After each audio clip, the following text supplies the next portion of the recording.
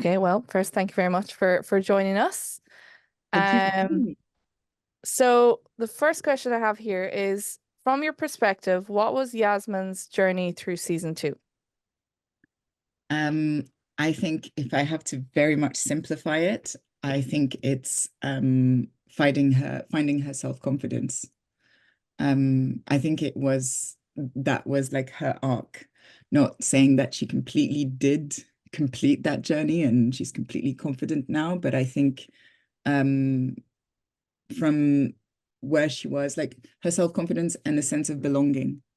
Um, so I think it's like basically integrating a group, a family, feeling like because she's a very like before that, even though she's part of another order that's connected to the OCS, she's very much been alone in her mission, and she's been fine being alone, but it's almost like you don't know what you're missing until you find it. And then you're like, wow, actually, I want that. And I feel like that's what happened, like finding her place in that new group, like friendship, order, but very much friendship group. I think that's her arc, that's her journey. Awesome. I think what you said there about you don't know what you have until you find it, or you don't know you didn't need something until you find it. I think that's what a lot of people within the fandom very much relate to is a lot of Yes. people didn't realize all these friendships that they've made that they didn't think they needed, but once they have them now, it's kind of relatable, you know? Yeah, exactly. Exactly. And that becomes one of the most important things in your life. And you're like, yeah, actually, this is what, you know, I mean, I guess from my point of view, that's what makes life worth living, the connections that we make along the way and fighting for them. Yeah. 100%. 100%. Um, so the next question I have for you is what was it like when you found out you received the role? I was talking about that with a friend actually recently because she just got cast in her first series regular. Um, I, to be absolutely honest, I just cried of joy.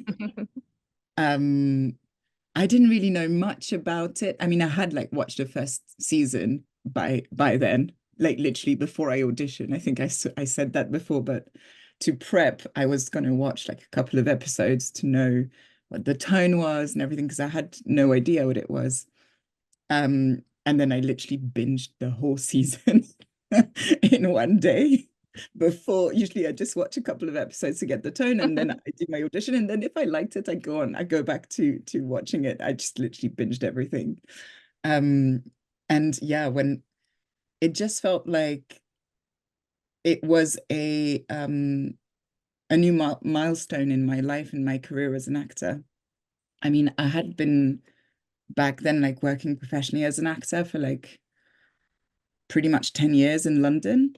And life is bloody hard as an actor. And I just felt like I mean, it was the biggest role I had ever had up to that point. And yeah, I knew that it was like there was a corner that was being turned. So I just cried. I was so grateful. Um, I was incredibly happy, and I was like, okay, all that struggle, those like 10 years of like, not 10 years of eating pot noodles, but a lot of that, maybe that's it.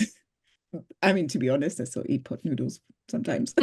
But and the Noodles thing are good. is, yeah, exactly. And the thing as well is that most of the time, like, I think that's what, I mean, I'm digressing massively, but like, I think the past few years have also made me realize how the life of the actor is not just that. I mean, obviously, life is not like that. There's no like just path to success and that's it. It's literally just like up and down and up and down and up and down. And sometimes you just reach a an up or like a summit that you had never reached before. But that doesn't mean that it's going to stay and plateau at that level. And it doesn't mean that it's going to just go up from there. It might just be down. It might be a cliff. It might be a gentle rolling hill. Sometimes it's just like literally, yeah, yeah, I think that the life of the actor or like the artist, I think, Mhm. is just never constant. So I was incredibly grateful, and I am incredibly grateful that it happened. Life's still hard. Um, but I'm extremely happy that I was part of that adventure. Extremely happy. And I was just, yeah, crying of joy, literally, with my flatmates back in my small flat in Whitechapel. Awesome. You said that in another interview that it was like a 2 week turnaround. Pretty much. I think 10 days, I think. So Yeah. how do you go from this life to being on set and doing that? Like, Just like everything else, you're bloody afraid and you still do it. um, I mean, it was especially like it was it wasn't even post-pandemic. Technically, we were still like, there were like lockdowns. I think we were still in a lockdown. I can't remember exactly. But there were still restrictions and everything. And I had not really worked. Like I remember 2020, like for most of it, I didn't work. As an actor, I mean, I did other things. And then end of 2020, I remember doing like one commercial and then like one small part in a TV series. And then I pretty much didn't work for like almost 6 months. And I was just like, I tried to train all the time, like never stopped training. And then I get this audition, and I was auditioning quite regularly. And then I get this audition, and I was like, okay, I'll just prep, as I said. And I think I got it on a Thursday while I was helping another friend film a self-tape. I prepped it for during like the Friday. I watched everything. I prepped on Thursday evening, filmed it on the Saturday with my friend Jurassic, and then sent it. And I think sent it on Monday. And then on Wednesday, I got the confirmation that I had the role, like literally 2 days after having sent the tape, which was, I've never seen that before. Like maybe for commercials or like even for short films and stuff like that. Back then, when I was auditioning for a lot of short films, it wouldn't be that fast. It was insane. And they were like, yeah, literally, like, you're going, I think at first they wanted me to go like the Friday after, like 2 days later. I might be wrong. So literally like 2 days, 2 or 3 days later. And then they were like, oh, actually, you're gonna go like the Wednesday after. So a week later. And I was just like, okay, what is this? But then you just do it. You just do it. I mean, I was like, I was panicking. I was just like, what am I doing? What is this? Super, super happy, but at the same time, I was just like freaking out. But you just do it. but you go and you're trapped in a hotel room for quarantine. Yeah, for 8 days. Oh my gosh. Yeah. Alone. Like literally, I think I met some of the PAs who were absolutely lovely, and were taking care of us, but literally there was like they had to take care of us because we were not allowed to get out. So anything we needed, if you're like, oh, actually, I don't know, I got a paper cut, can I get a plaster? You were not allowed to like go out and get it from a pharmacy. You had to have a PA go and buy a plaster for you. And I was just like, this is insane. But yeah, that 8 days, in a way it was a blessing and a curse because it kind of like it helps you like bubble down in like kind of like realize that this is reality now, and at the same time being alone and under that kind of like stress or like pressure of like this is the biggest role you've ever had, this is like you've got to be really good, and like at the same time your brain being like the classic imposter syndrome, like they've made a huge mistake, they don't realize that they cast the wrong person. And you just like go on and try to talk to people. Like I was just Skyping with friends and like Zooming with friends and parents and all the time, but you still kind of like go a bit nuts. Um, so yeah, that first 8 days, I mean, I had a like panic attack that I had to call a friend who's a hypnotherapist who literally was like, okay, I'm gonna like try to like calm you down through Zoom. That was, yeah. I mean, she massively helped me, and also we were training every day. through Zoom with like a personal trainer. It was, yeah, it's really weird. Yeah, exactly. Somebody that you've never met before. And one day they deliver a yoga mat and they're like, hey, so you're going to do 2 hours of training or like an hour and a half. I think it was 2 hours of training every day. And you're like, okay, all right, let's do this. Yeah. So yeah, the first 8 days. And then thankfully, everybody was so welcoming that as soon as we got out of quarantine, we're allowed to like go out as long as we're like sitting outside. And thankfully it was the summer. So we could like be on like, you know, in a terrace or something like that. And the girls were super, super welcoming. I met first one I met was actually Christina because she was in the room next door. And so I think at one point I opened the door because we had just had a meal delivered. And I opened it and was like, oh, hi, I'm Meena. Oh, hi, Christina. And we started like talking from time to time. And then I remember going down for the COVID test because we had to do the COVID test every other day. And Ollie was there. And so we just like started chatting and she was like, hey, do you want to go for a coffee afterwards? And I was like, okay, yes, please. And then she invited the others to like join us. And that's how it all started. And still friends to this day. So it's brilliant. So next question, if Yasmine had a halo, what power do you think she would have, or which power would you like her to have? Okay. So I've wondered about this.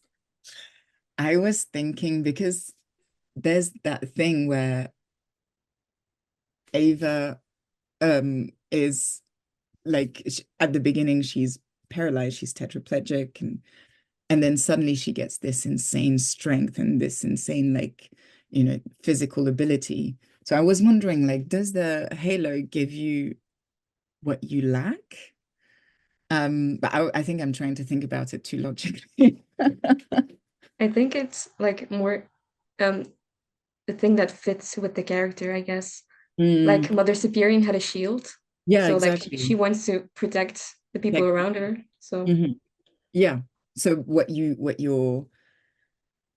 want at your core. yeah. So yeah, she wants to protect and she wants to I wonder whether it could be that, you know, I don't know how to describe this ability, but like to understand systems and like to understand people and to understand like how a machine works. Like you see something, like I've got a light in front of me and I would just look at it and understand it perfectly. Does it make sense? Or like be able to like manipulate those, like not necessarily machinery, but like systems, if it makes sense. It does. I don't know. It's a weird, it's a weird power to think about. It's not very much a physical ability, is it? But well, actually, in the cameo, Christina said almost exactly the same for your character. So yeah. oh my gosh, what, Christina?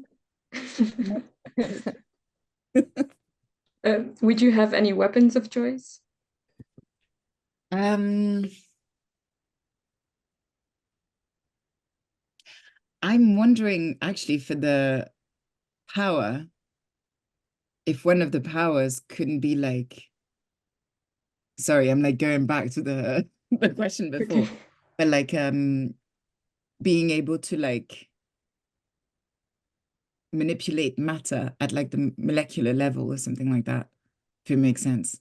Gosh, this is That's some deep stuff right there. Yeah. Do anything. Yeah, kind of, you know, pretty much alchemy-ish, is it? Yeah, that would be cool. So maybe that if that was the I don't think you need any kind of weapons if you have that kind of power. And how about your Fovinam skills? Yeah, I mean I would have loved to use that. Maybe someday. Like I'm the only one of the nuns who actually doesn't really fight. Yeah, I wish we could have like in a third season or like a film just like, hey, I can do this. Yeah, I would So, love to use that. And I would say like, I think the thing is like it pretty much looks like the style of fighting that Beatrice uses. So I think maybe it would have not necessarily been used that way, because I think like first I don't think Yasmine would be able to like master it in such a short time. I mean, depending, like I don't, maybe, you know, we'll have a third season in like 20 years and it'll be like the nuns 20 years later and then she'll be a master. So no. But yeah, I think maybe it wouldn't have been used because yeah, it's very similar to what like a lot of flying scissors, like the flying scissors technique is very very used, or like very it's kind of like one of the trademarks of Bovinam, which is like basically you run and you put your legs around somebody's neck or chest or whatever, and then you just like lock your feet, turn around your hips, make sure that they basically fall, and you learn how to fall in a way that doesn't break your neck. But technically, yeah. I think Ava uses that a lot as well in her fighting, which is pretty yeah. fun. Sorry, pretty, which is very You're fine. You're fine. okay. Yeah, I was Which just about to say it's kind of similar moves to what she has in season 2, where she yeah, kind of jumps up and swings around. exactly. So It's that's it's very Black Widow-esque as well. yeah, it's true. It's true. And the crazy thing is that Ava Alba actually did it herself, which is just like I remember seeing that and being like, girl, like, how long have you been training? What? I knew that she was like super good at like yoga and she does a lot of her own stunts, but I was very impressed because like I remember when I trained for that, like it takes years. I mean, it takes a very long time to like really be at ease with that move. It's not an easy move at all. I mean, for me, maybe for some people it's natural. Did you show Kai and Lee some of your moves off Uh, camera? No? Guys, the stunt team was like miles away from me. I don't think I could have like taught anything. They were so good. They're like, you know, masters of multiple martial arts each and like multiple disciplines and everything. I mean, they're so good. And they're such a joy to work with as well. Like they were amazing. It was just so much fun. It was great. I mean, They're you see some of amazing. them, right? Yes, they Yeah, are. so you can imagine how fun it was working with those guys and gals. Yeah, if I had any kind of skill, I would be like, watch me, look what I can do. Like just so I can feel their pride. Oh no, I don't think I could have done that. I would have been like, hey, look, I can do it. And they'd be like, yeah, that's like level 1 compared to what we do. But they would have been so Can you nice try on about cue? it. They would have been so nice about it though. But one of our last interviews, I think, because it's been a while, was with Simon, and essentially he talked a little bit about season 3 and what he would have liked to see, or basically how it was kind of like planned to be going forward. And one of the things he mentioned is essentially we had the possibility of Dark Ava. So essentially, Ava is coming back and she's bad. And I'm like, oh no. So we were wondering what, in this scenario, what do you think Yasmine's decision would have been? Do you think she would have returned kind of like to the previous life that she had, like to the convent, or do you think she would have kind of like continued to work with the OCS, or maybe there's a third option? What do you think she would have done in this scenario? I think she would have like, do you have more info on Dark Ava? Like, would she still be like kind of head of the OC? I mean, head of the OCS, or like I guess Mother Superior is head of the OCS, to be honest. But like if Dark Ava is pretty much like against the OCS, I think Yasmine would have stayed with the OCS because I think she would have tried to understand what can be done to like make sure that, I mean, things don't stay that way, that we get back Ava, not Dark Ava, or like understand what's going on and why that happened, and like see what we can do about it. I think it's very much like I think that's what Yasmine does. She goes deep into the heart of the matter to untie the knots at the root, and she doesn't just fight her way. She finds a solution to cure all of it, not just treat the symptoms. I think that's what Yasmine does. So yeah, I think she would have stayed with the OCS and definitely tried to find a way to make things better. I totally agree with that. Yeah. And would you never thought of a weapon before that she would probably train with? Have you had time to think about that? I think she would probably use something that would allow her to stay far away from any kind of too dangerous type of action. So I don't know, something, but that I know that like that Sister Camilla is kind of like the one with the, you know, the artillery. So I think in a way she would probably like go towards that rather than like hand-to-hand combat, like, you know, I don't know, any kind of knife or maybe throwing knives, but that even then I think knives are it's a very personal kind of fight. Whereas like something that you can like use from far away, maybe like I don't think a gun, because I can't really see Sister Yasmine with a gun. I really can't see her, and I don't see her with a bow or something. But yeah, You know what I could see? huh? Potion bombs. Yeah, Like actually, concocting all that, having a variety of everything. exactly. And maybe Yeah. something like that instead of killing you would make you hallucinate, or would like blind you, or would like make you go to sleep or something like that. Because I don't think she's, I mean, I know that she killed Cardinal Foster, but I think it's a huge trauma for her. I don't think that's something that she wants to do. I don't think she wants to deliberately, even in self-defense, cause any kind of death.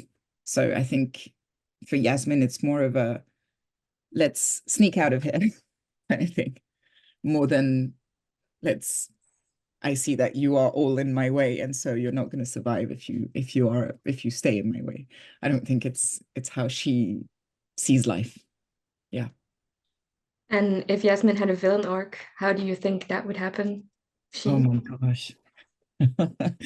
I think she could definitely turn into some sort of Jillian kind of thing. Not in the it's all science and there is no God, or I'm gonna, you know, but very much into, I think like the manipulation could be her dark trait, like her toxic trait. I think that would be, yeah, basically pulling. I think that could definitely be Yasmine if she wanted to, but I think she's got such a good heart. I don't think she could turn to that. I mean, you never know.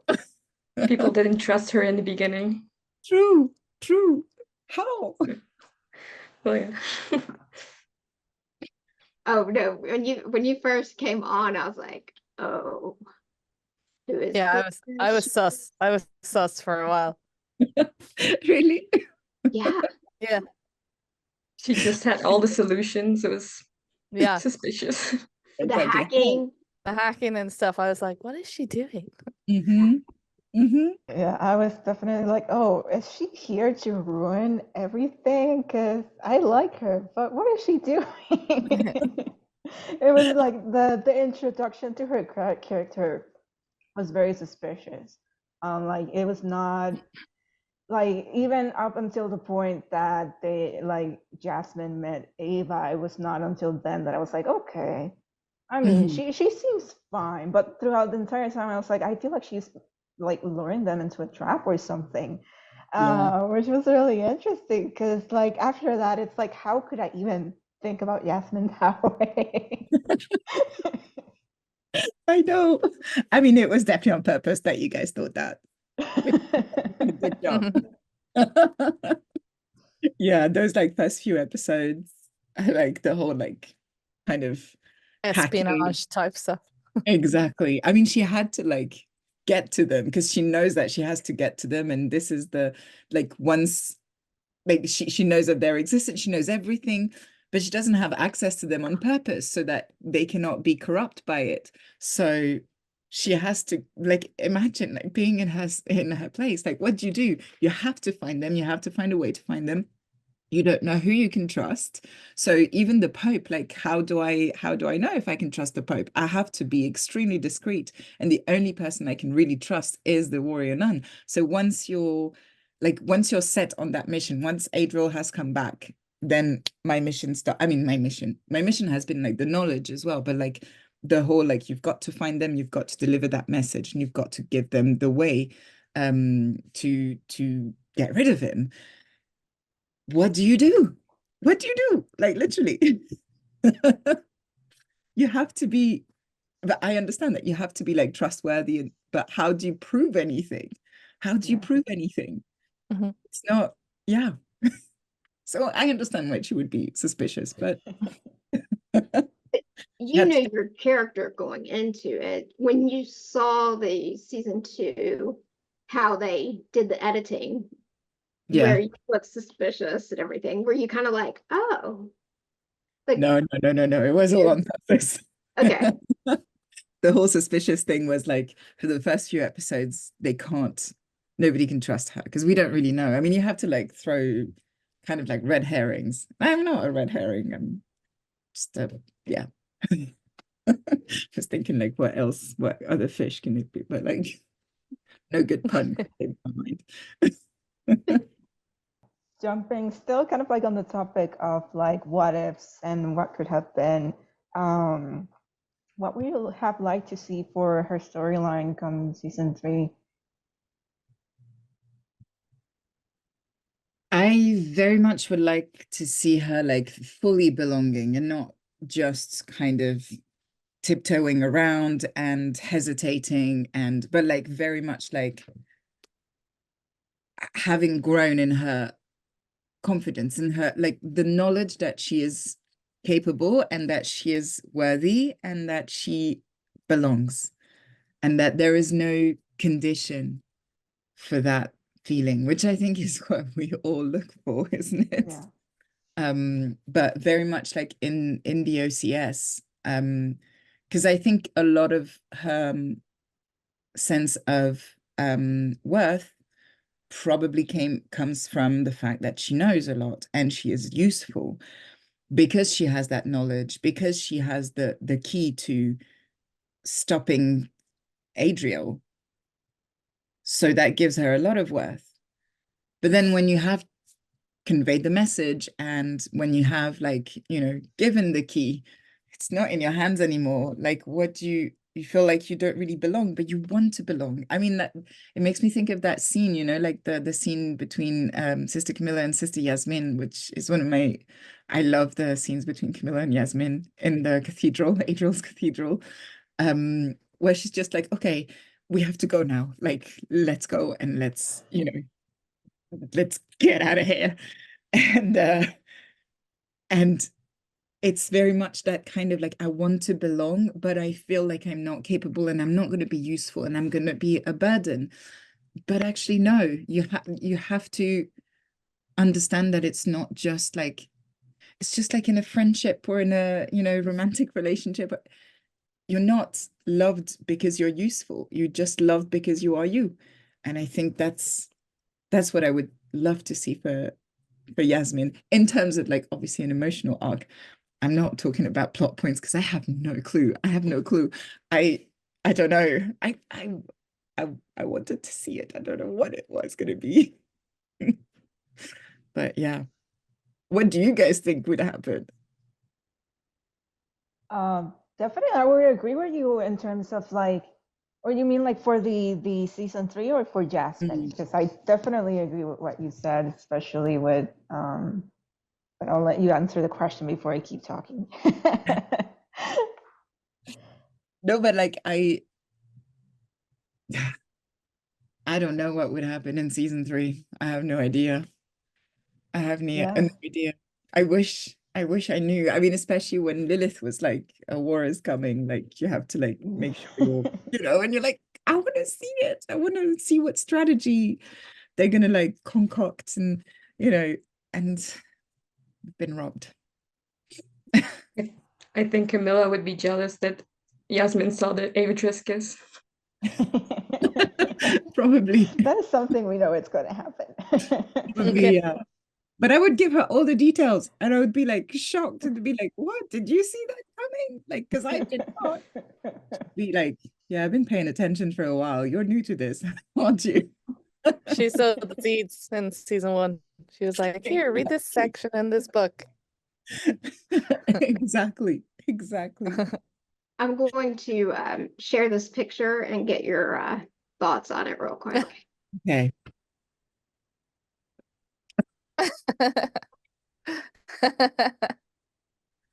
Oh my God. So that would be the depiction of Yasmine telling Camilla what happened. That would be the face, like, yes. Oh. Or, it's also just like you're the observer too, because you were just in that scene with them. Exactly. It's like, wait, what's happening? Like selfie of what's happening. Yes. You guys. You did look really confused when the camera cuts to you and you're just like, what? What? Sorry. What just happened? What's going on? So what was your favorite Warrior Nun scene to do? To do?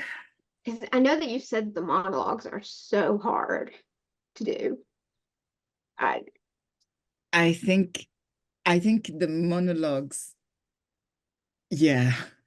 It's also because it's a lot of exposition. There's a lot of exposition, me explaining what's going on. And yeah, it was difficult it was super hard because it was like there were like some last minute changes. So we had to like film some scenes earlier, like way earlier than we were supposed to. And one of them was the monologue. And that, like, I freaked out. And thankfully, everybody was around to help me because I was literally like, wait, how? Like, I'm not ready to film it. We're supposed to film it like in 2 weeks. And I thought that I had 2 weeks to learn this monologue. That was, yeah. I don't know if I've ever talked about filmed in the 2, like, the episode blocks. So you guys went out of order. Some, because I think it's because for this one, there was a flood. So there was a flood in the place where we're supposed to film, the scene that we're supposed to film. And I think it was, I can't remember exactly which one it was, but it was like in the bunker place with like the old, resistance bunker. And I think it got flooded. It got flooded like last minute, like flash flooded. And so literally, I think maybe 2 hours before we were supposed to be picked up, they told us like, listen, it's been completely flooded. We've got to like, we cannot film anything because literally there's like a whole like meter, like 3 feet of water. So we can't film tonight. So we're going to film another scene and we're going to push that for later, because the thing is like, even if it got dry, it was not going to be dry enough. And also like all the props, all the like set design and everything was like, I mean, it was just completely mental. And like props to the guys to like just, I mean, you have to, you can't waste time.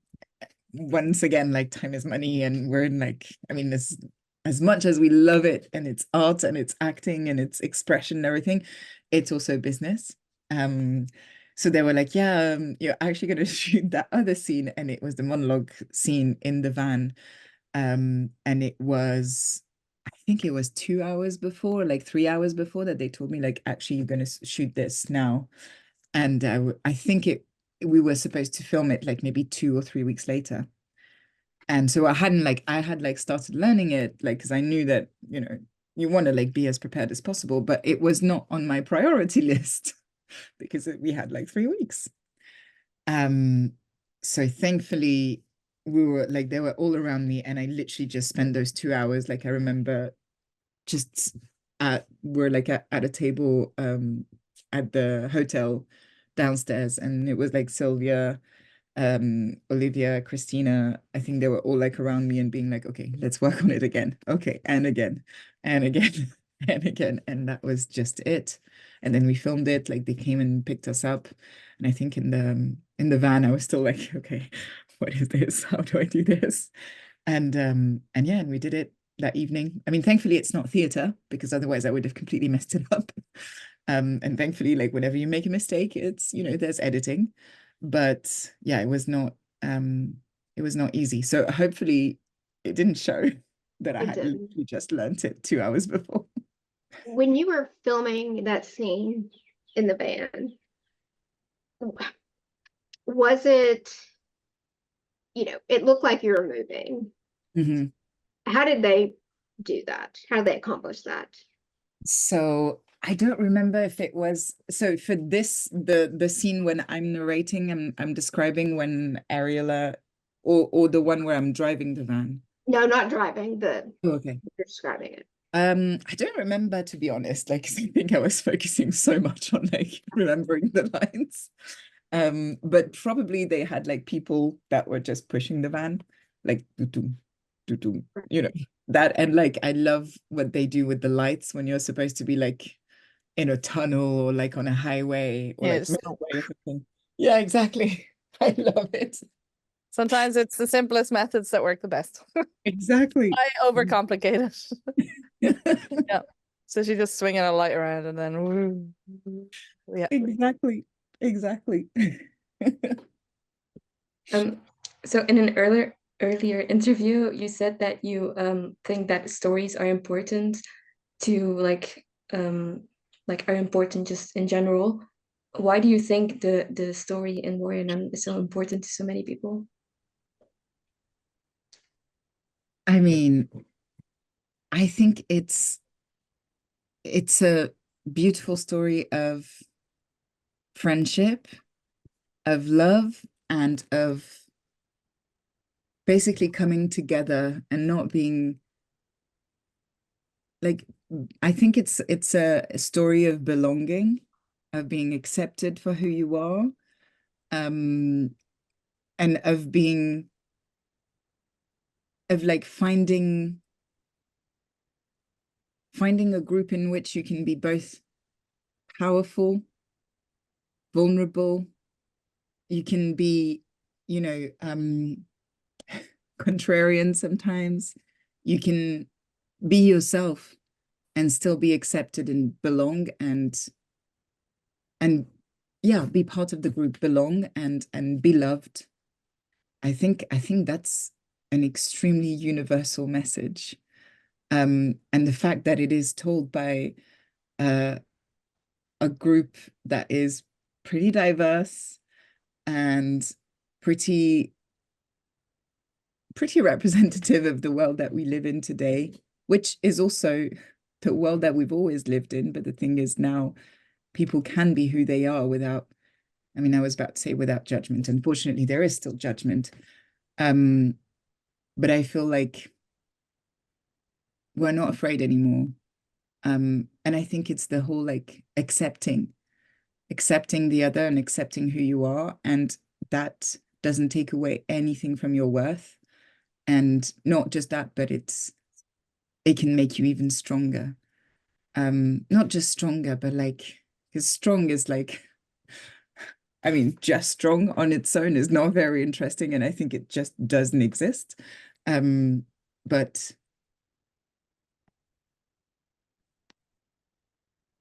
I don't know if the right word is safe or like secure, you know, secure in your base. And you can face anything if you're secure, I think. And I think the whole thing about accepting yourself, accepting others, and finding that security in that group that accepts you as well. It's kind of like, you know, that you are stronger together, and you are stronger by accepting who you are. And yeah, I think it's a very, very universal story, but I think it hasn't necessarily been told that way before, or it has been, but like maybe not with such an impact. And also like the whole thing about fantasy is that it allows you to kind of like see something that might not exist right now, but could exist. I mean, I think that's the whole thing about like fantasy and sci-fi and all of that. And I think it actually exists right now, although thankfully we don't have any kind of like wraiths and, you know, tarasks and everything going around. You don't? I do want to thank you though, because you just put into one single word what it is that I feel like definitely Warrior Nun kind of like sparked personally in me. I'm pretty sure it applies to pretty much everyone else in the fandom. But one of the things that stuck with me with season 1 was essentially just the fact that Ava is in a situation like she doesn't want to be in it. She doesn't want to have anything to do with it. She should not be part of it. But essentially everyone is like, okay, well, you're here now, and we're just gonna figure out what to do with you. And like it's she doesn't really receive pushback, even when she is pushing back. And that is like the thing that really drew me in for season 1. I was like, I don't know why. Like, of course, like personal experience where I feel like I don't, I am not supposed to be at a place, or like I feel like it feels like I'm not supposed to be in the space that I am taking, and I just could not put it into words. I was like, I like season 1 for that, but you put it into one, and it was like belonging, like it's the sense of belonging, and that is represented through the different characters. Which, thank you, because I feel like that lifted a lot of weight from my shoulders, because now I know how to answer the question. It's also what became of the fandom too. Yeah. Exactly what happened with us. Yes, that's exactly that. And I think it's amazing. It's amazing that this is what happened with it. It's such a beautiful thing that happened through Warrior Nun. And like it's almost like that energy kind of like, you know, came out of the screen and just, I don't know. I mean, it's amazing that happened. Let me throw a fact out there real quick. Over 20 different charities received over $60,000 this past year from the Warrior Nun fandom, with different fundraisers and events that we sponsored. Wow. That is amazing. That is amazing. Wow. Goodness. So we were able to help as well as, you know, come together as a community and help the community too. Exactly. Yeah, for sure. It's that sense of community, especially I think in a society that is in a world that is very much individualistic, and where in a weird way where we're supposed to be able to connect so easily, I think a lot of us feel very disconnected. To be able to create that, I think that's bloody amazing. And I'm very, very happy that I have been part of one of the catalysts of creating that community. I mean, it's just, yeah. We're going to take a little bit of a detour, but we're going to go back to Warrior Nun. We're actually going to be talking about Game of Thrones at the moment. Which, full disclaimer, I have not watched Game of Thrones, so I apologize if I cannot follow your references or your answers. I am scared of Game of Thrones because I see the things that people talk about, and I'm like, that seems too much for me. Just don't watch season 8. Just watch up until season 7 and then. I cannot even get through the first episode of season 1, so I am not sure how that's going to happen. But Yeah, if you're in yeah, any way it squeamish, sets you off on the pad. It's like, this is how it's going to be like. And I'm like, oh, then I am not in for the ride. Yeah, the first few episodes are pretty intense. But, Once you get past them, though, it's fine. Oh Yeah. yeah, nothing happens at all. It's all sunshine and rainbows. There's a lovely wedding at one point. Yeah. all right. I 10 don't out know. of 10 I'll would recommend. consider it. Then I'll you- consider it. But It's at really this point, I'm romantic. like, Yeah, no, it's pretty intense. Mm. I haven't watched it in a while. I wonder how it would hold up now, because it's been like 13 years or 14 years that it came out. I went back and watched it for this interview. Yeah. It All of holds it? up very well. No, not all of it. Just But not I that last. kept going. Like, so it holds up very well. It's still like up there. Yeah. I mean, it's amazing writing, to be honest. It's just, I remember like, I mean, I was a fan before I was cast in it, but I remember like watching so many analyses of the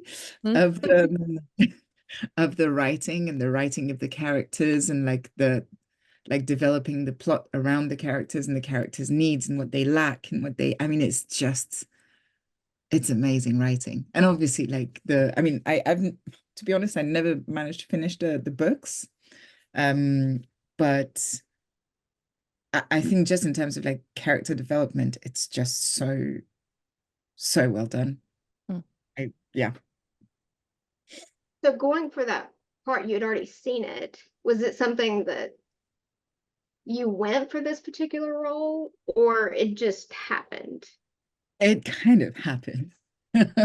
I mean, back then it was my first role on TV.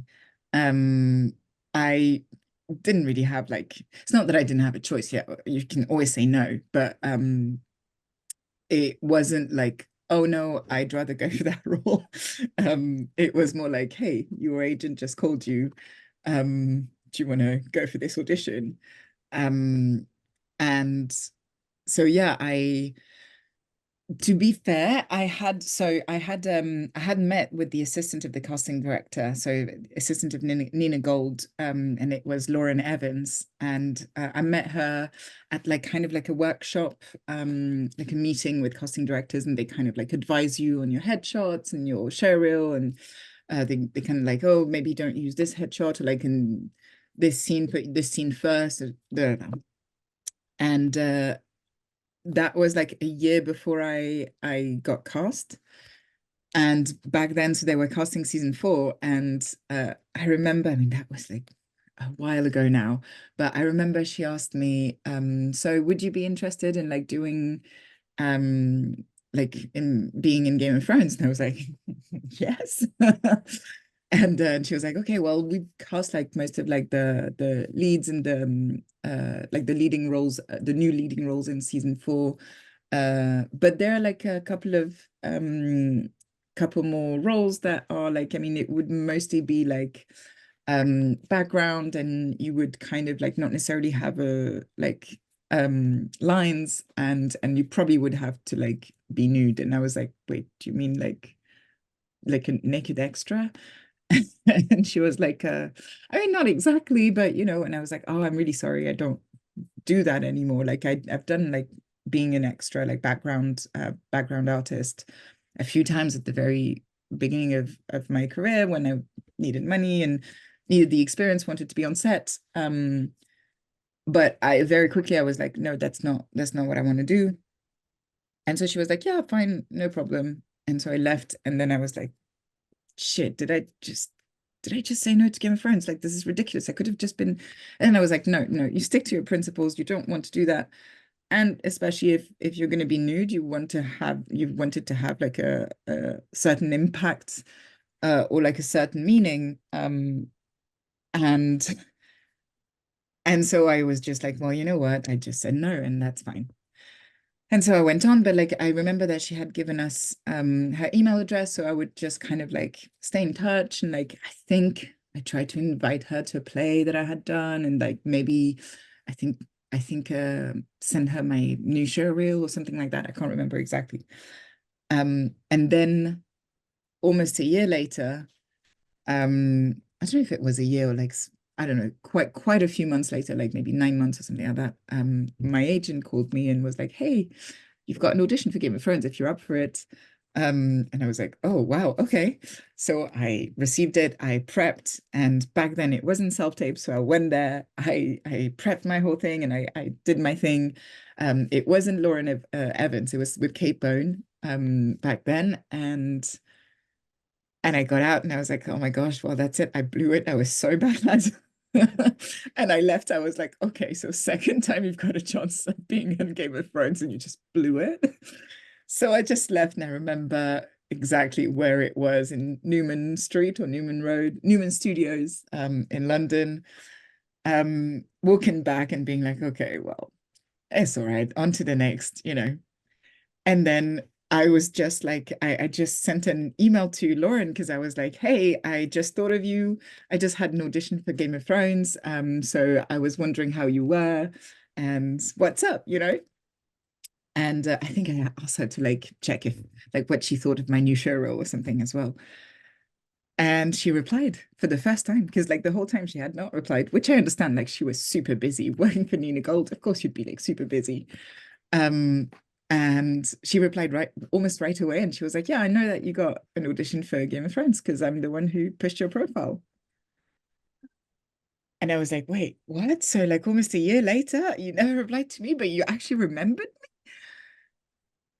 And like maybe a week later or something like that, my agent called me and told me that I had the role, and I was just like, "Okay, so persevere. When you think that you've done a terrible audition, you know what? Don't be the judge." And when you think that like there's nothing that you can do or that you are doing, you just have to like go on, and like it kind of feels like you're just, you know, I don't know how to say it, but like kind of like just moving nonstop, and nothing happens, but you don't know what's going on in the background. You don't know what's going on in people's minds. You don't know what you have activated like 5 months ago, like maybe 5 years ago. And like, you know, things are happening that you don't realize. So just do it. And like, whatever happens, happens. Do the best you can at the moment. You've got it with what you've got. But yeah, I mean, I have, you know what, saying that right now is kind of like almost like giving me a pep talk right now, because it's been difficult the past few months with like the strike and all of that. And I think I needed a reminder. So thank you for asking me that question.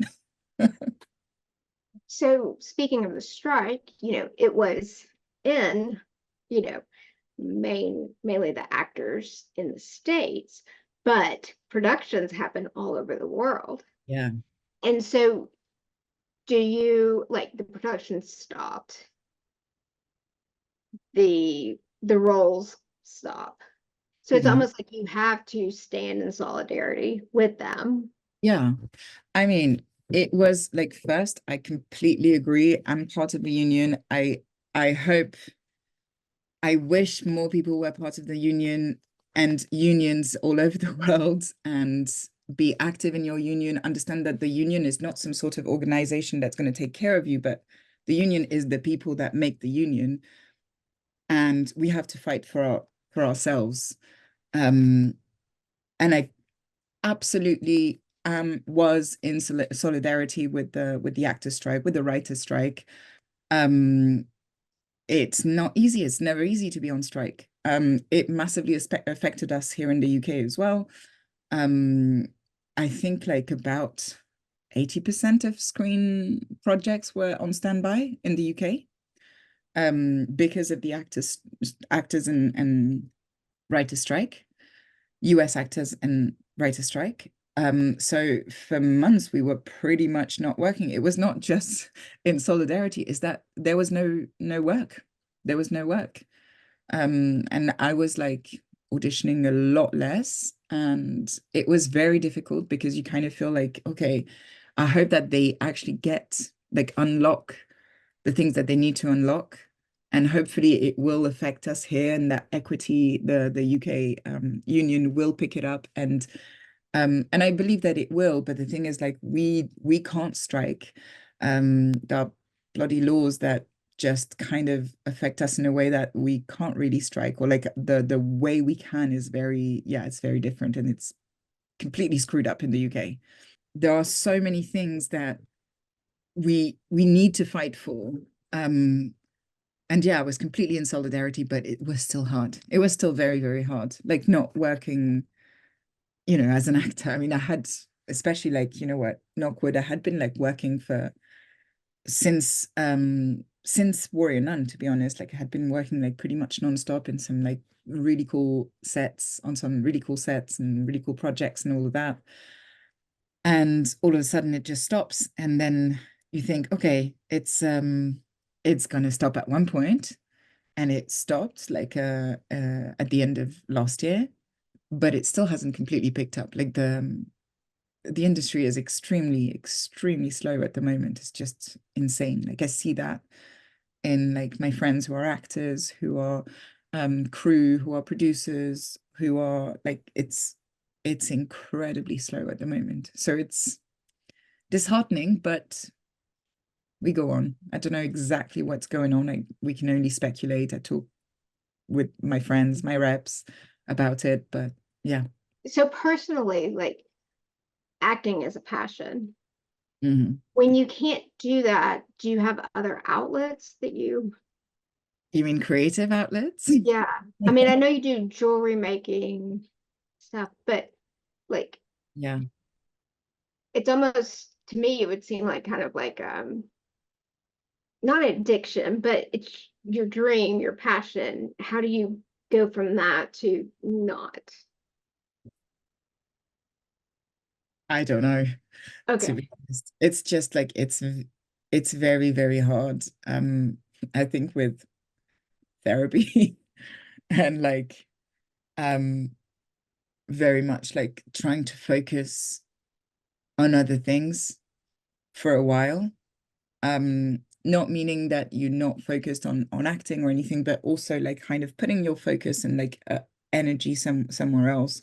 So for example, yes, I make jewelry, or like I try to make things. I try to be creative in other ways, because I've realized that I can be like active in a way that I will have a side job, or I'll have other like endeavors, or like I'll have, you know, even like classes. Like I said, I try to like be in class as much as I can.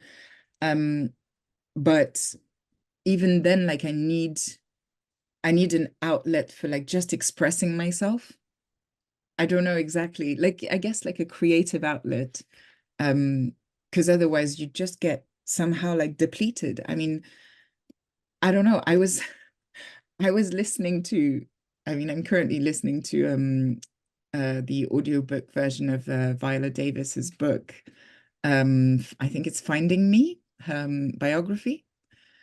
And at one point she talks about how she kind of suppressed the idea of being an actor, because to her it was kind of like impossible. And almost like it's almost like a fog of depression came onto her.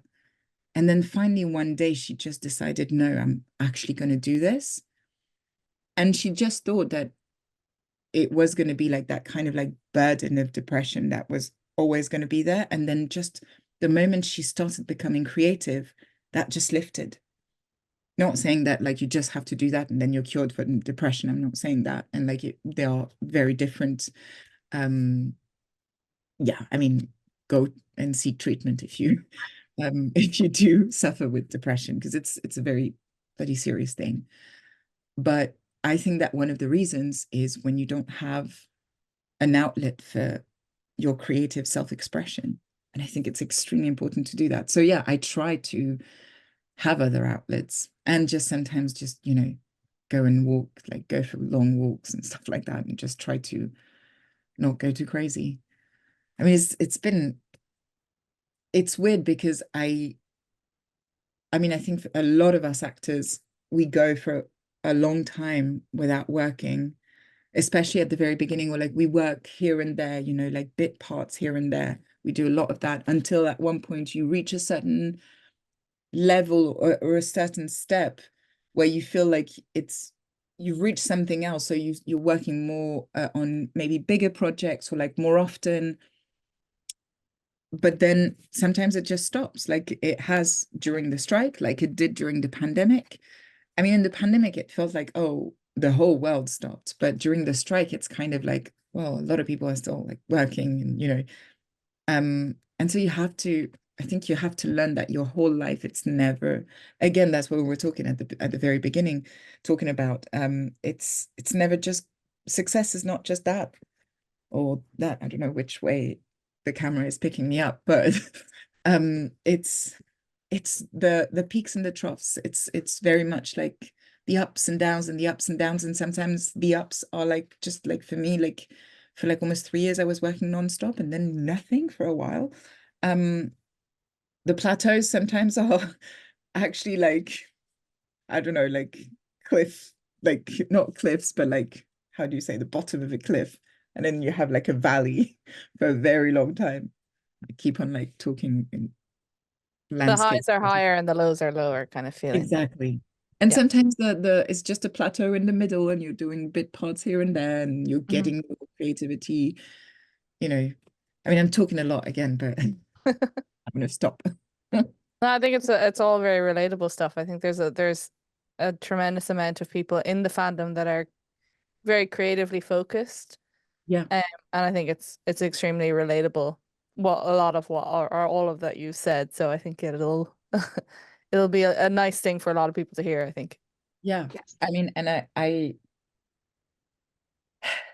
don't know if it can help because I'm not sure anything I'm saying provides any kind of solution, but know that you're not alone. And I think, you know what?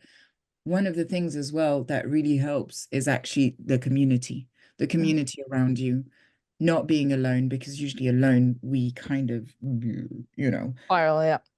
And I think it's very, very important, if not just like, it's paramount to like make sure that you're well surrounded and that you are surrounded, that you're not alone. Like it's very, very important.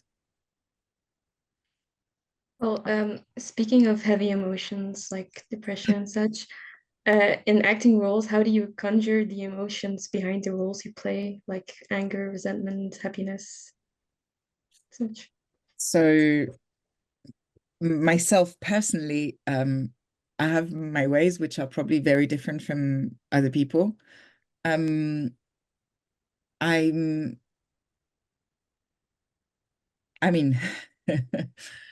I have some, I guess, methods that I apply. Most of the time they work best when I manage to be in the most relaxed state possible. And I basically, I mean, for people who have acting background or like know about acting methods and techniques, I use a lot of like what ifs basically, and I kind of like, so I don't want to say that I'm Meisner based because I don't just use Meisner, but I very much like the whole like living truthfully under imaginary circumstances, and I'm not at all like into method acting as in like using my own experiences and all of that. I find it kind of, for myself, I find it unhealthy.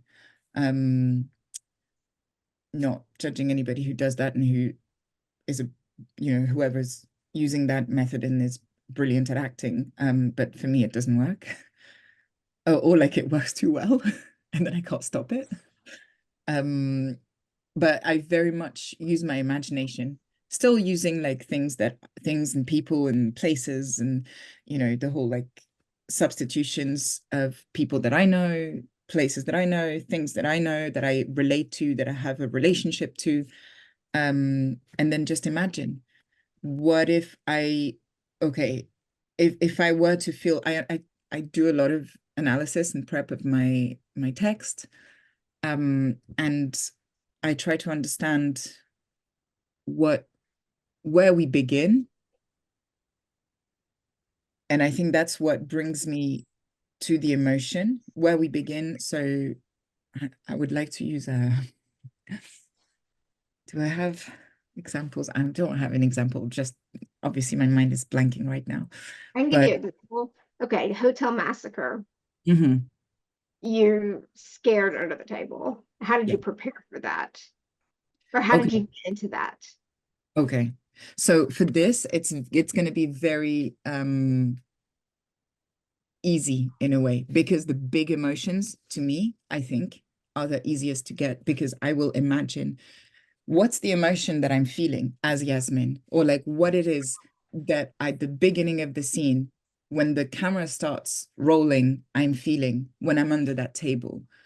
I'm like insanely scared, and I'm like insanely scared for my life and the life of others. I think that's pretty much that. And like horrified. But you can like find, I'm not going to go into details, but like you can basically say that. What in my life would put me in that kind of emotional state? And imagine it. And really put myself in that situation. And then the emotion comes. If I'm in a relaxed enough state, and if I've used the right substitutions, and then you understand what you want to do. What do you want? You know what they say about actors all the time, like, what's my objective? Like, what do I want in this scene? Why are we filming this scene right here? Like, what are we showing? So what do I want? Like, I want to like get, I mean, here I'm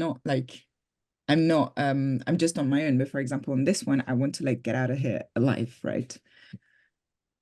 And then you've got your obstacles. And so what are the obstacles? That if I make a sound, I'm probably going to be killed. If I move the wrong way, I'm probably going to be killed. If I, like there are so many, and like that I might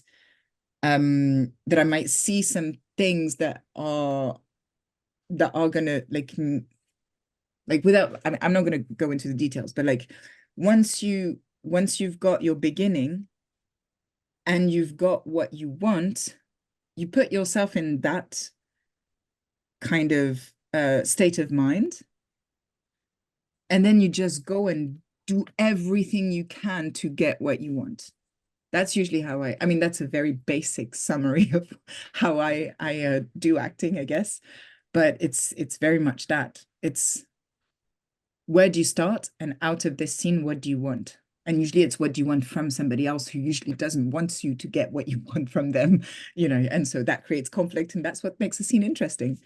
And in every scene, pretty much every scene, except maybe like the last very, very last scene where there's a resolution or something like that, pretty much every scene is a scene of conflict between two people, or more, or like one person against themselves or against the circumstances, wanting something and not being able to just get it like that. So yeah, and you just have to like, I think when it comes to like prep and like feeling the emotions, it's just a question of like working on your imagination. And yeah. But then you have the action cut, and you have a reset, and you have to do it again. How do you balance that? Same mind? Yeah. So yeah, usually, and if it doesn't work after a while, like if you're doing the same scene like 25 times, after a while you might not be able to cry anymore, for example. I mean, that happened to me, and I've made the big mistake, I remember, for Game of Thrones. For I didn't realize, because it was again my first TV. I had done like indie films before and stuff like that, but like not, or like short films, but not TV. And you always start with, not always, but like most of the time you start with the wide shot, and then you go to a medium, and then you go to a close-up, right? And most of the time, even if you cry your eyes out in a wide, people are not going to see it, right? In a wide. So you save your tears usually for the close-ups or like the medium, but don't cry in the wide. And I made the mistake of crying in the wide, and I was crying and like prepping myself and resetting, and it was like a scene with like a lot of stunts going on. There was a whole choreography, so we did it again and again and again. And after a while, I was just like, my God, I'm completely like, I'm dried up. And then they're like, okay, we're going to come to the close-up now. And I was like, I don't have tears anymore. I can't cry anymore. And it was much more difficult to actually like just so I had to change I had to substitute for something else to be able to like, because sometimes you just like dry it up, which happens like if you do theater, for example. That's like if you do it like if you do 8 shows a week, you have to make sure that your substitutions stay fresh and that you're not just going through the motions. But sometimes you do. But you have to make sure that you connect. And the thing is, on camera, you see everything. You see absolutely everything. So I mean, that's the way I do it, but I know some friends who literally will ask you, like, which eye do you want the tear to come from? And literally within 2 seconds, a tear will come from and they'll be smiling. And I'm just like, okay, I'm freaking out. I can't do this. I wish I could just cry on cue, like physically, but I can't. I have to like prep myself. But yeah. And you have to also know that like you can detach from it. And once you're done with the scene, you get rid of your substitution. You get rid of that terrible scenario that you've just like imagined with a, you know, very close member of your family passing away in front of your eyes or something like that. I mean, yeah. You have to know that it's not real. And yeah. And therapy? Yeah, yeah. But I think the more you do it, the more you realize that, yeah, you can come in and out of it. And you distinguish between reality and imagination, and understand that imagination is extremely powerful. And I think it's much more, I mean, that's why I like using my imagination. I think it's because my imagination is much more interesting than my actual life. And I think that anybody's imagination is much more powerful than anybody's life. Dennis shared some of his storyboard with us for that scene. And it's just red blood everywhere. I have to say, like, this is the most insane. I mean, I think it took us, I think, pretty much a week to film the whole thing. That was the most insane week of filming. That I mean, just being covered in blood so much, you literally can't drink, can't go. Don't even tell me about going to the loo, because literally from like 6 a.m. till I don't know when we finished, you're covered in blood, you're sticking, it was insane. It was insane. I mean, thankfully I had the nuns oh yeah, the habit. Yeah, the hair thing. I always want to say it in Spanish, la toca. I don't know I how think to it's a habit. I don't know. It could be another term for it. Okay, I thought that the habit was like Robes. Habit. Oh, yeah. Robes. Yeah. Well, the that hair is. covering thing. So my hair was not, because I remember doing a film like years ago where some of the blood, like it was like a fight scene, and some of the blood got into my hair. Oh, no. Oh my gosh. Because it's like some syrupy thing. Oh my It's God. like I can't think of the sugar syrup. It's like sugar syrup and like food coloring. Corn syrup, that's it. And food coloring. Yes. Yeah. So it's so sweet. Some of it you definitely can. Well, I wouldn't recommend it, but you can drink it. You can ingest it.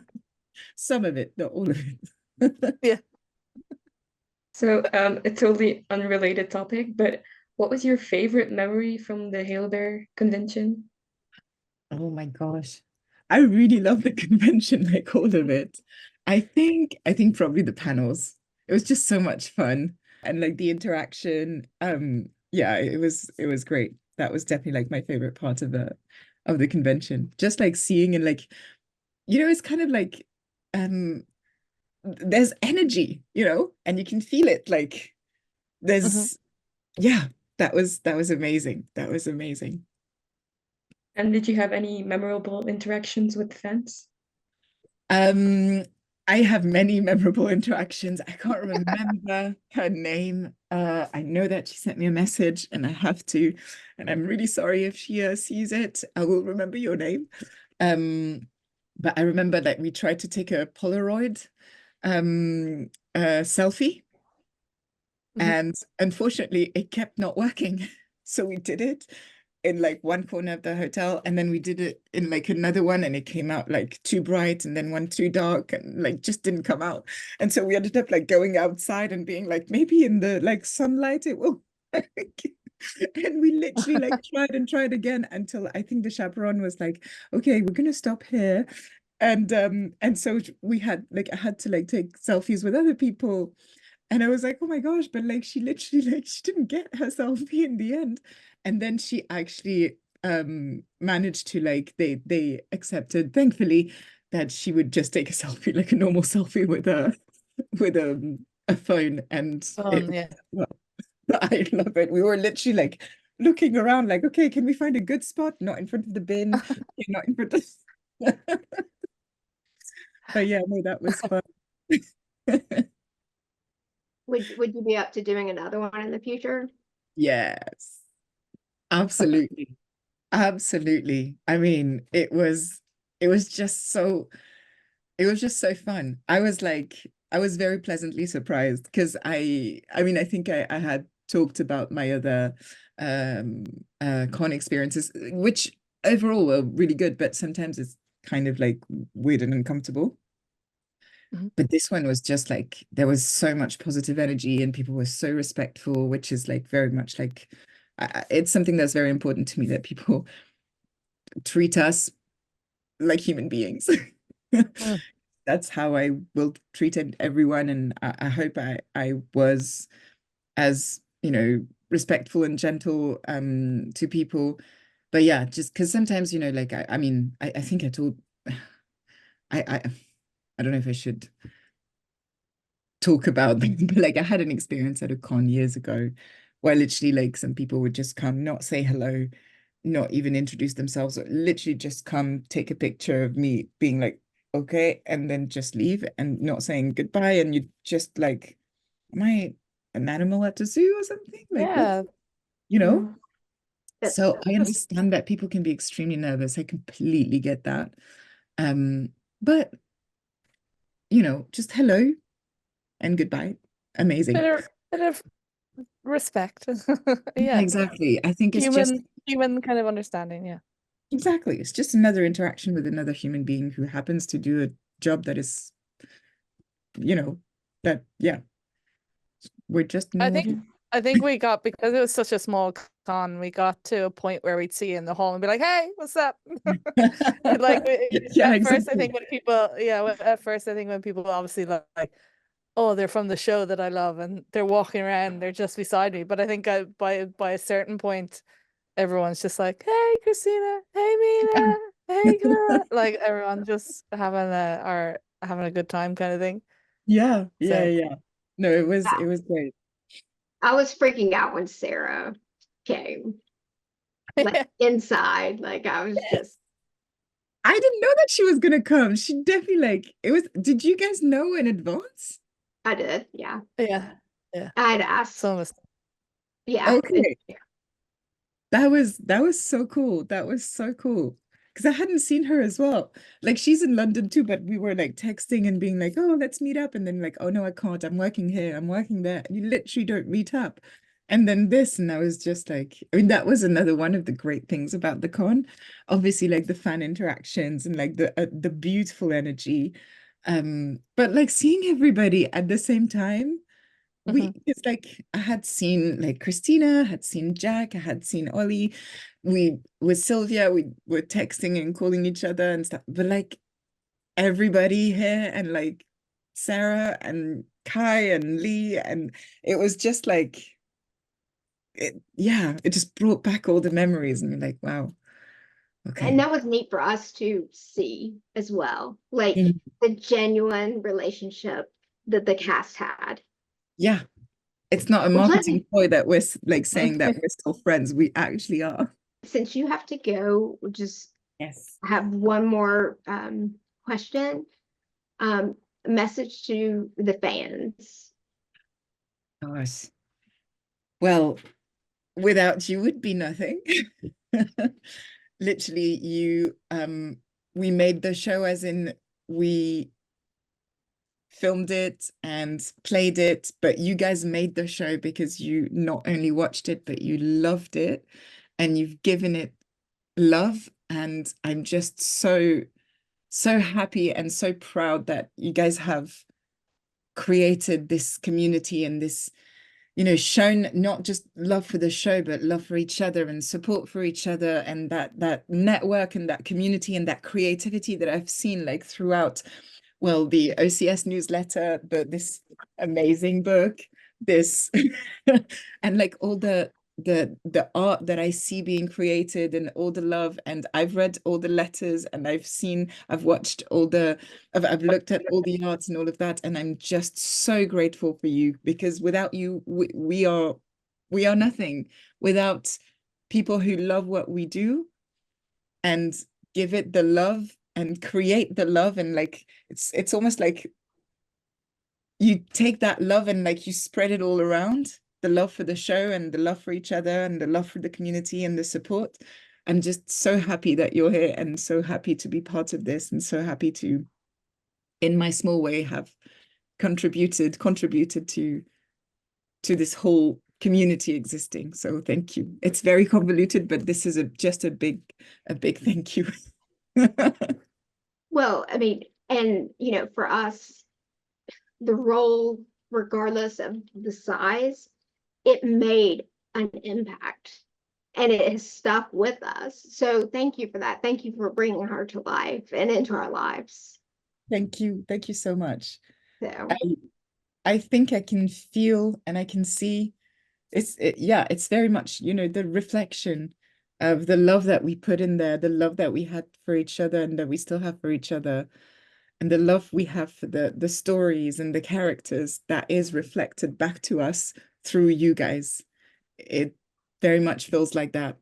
And I think that's what, I don't know, I'm just going to get philosophical again, but I feel like that's what happens in life most of the time. You just put your love into something and the love comes back to you, and you put the energy that you want to receive out in the world, I think. Anyways. no, thank you so much for taking the time. I mean, 2 hours. I was like, oh, please let her stay for an hour. So thank you. This has been amazing. Well, same here. Thank you so much for having me. Thank you for the questions. And I think I need to work on like being a bit less philosophical. Not at all. Not with us. I don't think so. Yeah. But thank you. It was a pleasure. It really was a pleasure. Thanks so much, Meena. Thank We really you. appreciate it. Thanks so much. My pleasure. Looking forward to seeing whatever your next projects are. So, and hopefully at a next convention. I don't know when, I don't know where, but hopefully we'll be there. Awesome. Mwah. Have a great evening, and very much looking forward to see this. Bye. Bye.